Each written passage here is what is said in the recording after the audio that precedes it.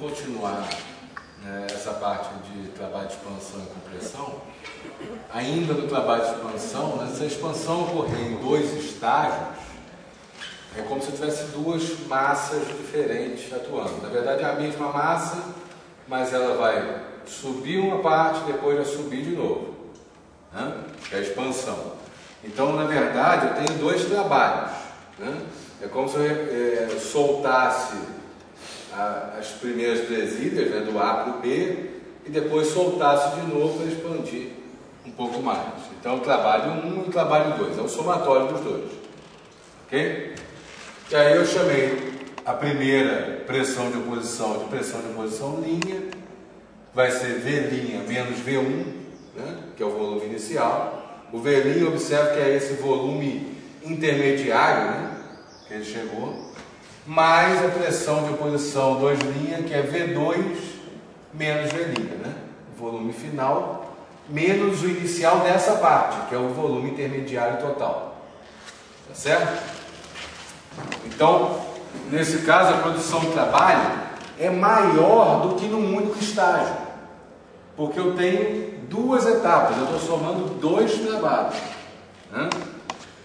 Essa pressão de oposição, né, o POP que a gente está falando aqui, ele é dado então pela diferencial, né, pela derivada do trabalho pelo volume, tá? Em outras palavras, isso significa dizer que dW é igual a POP dV. O que significa isso? Observe que esse D aqui da derivada é um D cortado. Tá? E esse D aqui da derivada do volume não é cortado. Tá? Por que isso? A diferença é importantíssima. A gente vai falar de novo sobre isso na Fisicoquímica 2, para explicar entropia. Tá? Mas qual é a diferença aqui entre essas duas derivadas? dV é como se eu estivesse falando, né, de ΔV. É a variação de volume. Ela é fixa, você mediu, você sabe de onde ele está saindo e para onde ele expandiu. Tá certo? Agora, esse dW aqui significa que é uma diferencial inexata. Não é uma diferencial exata. Ok? Quando tem o D cortado, significa uma diferencial inexata.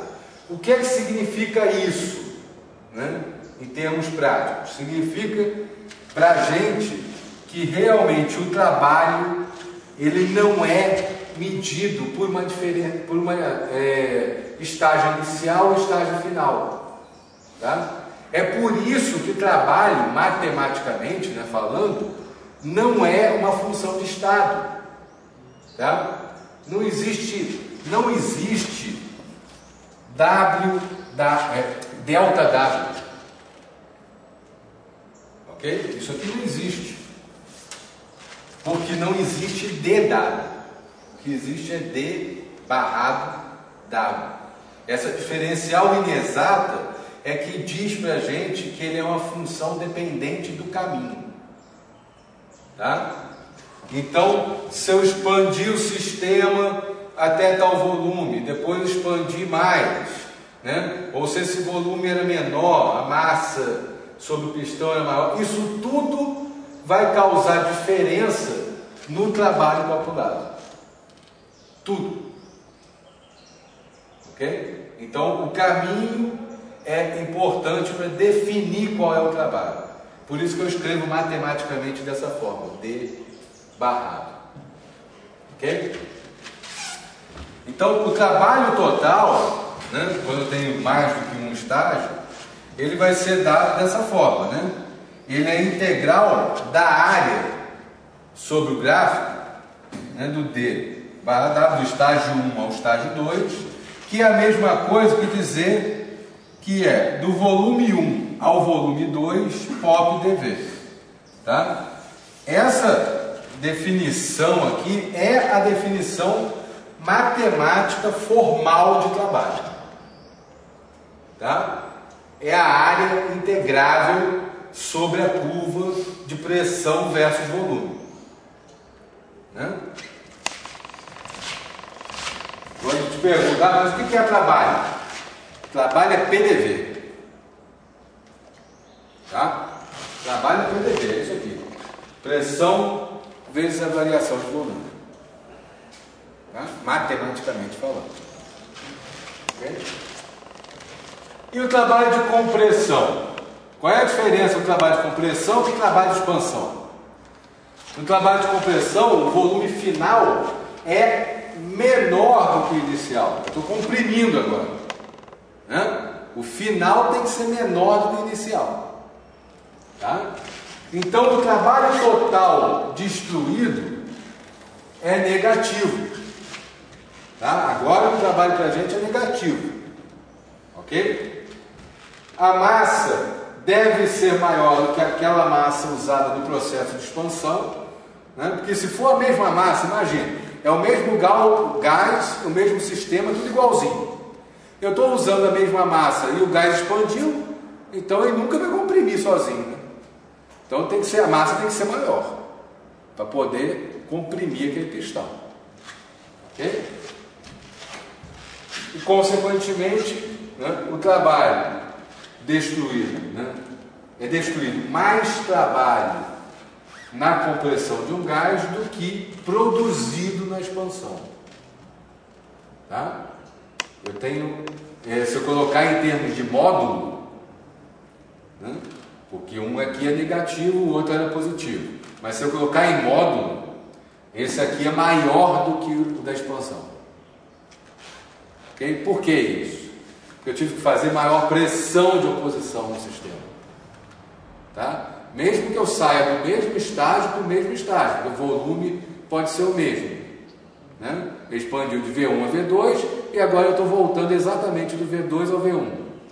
Tá? É mais difícil então? Só que agora eu tenho que fazer uma força maior, então é mais difícil. Tá?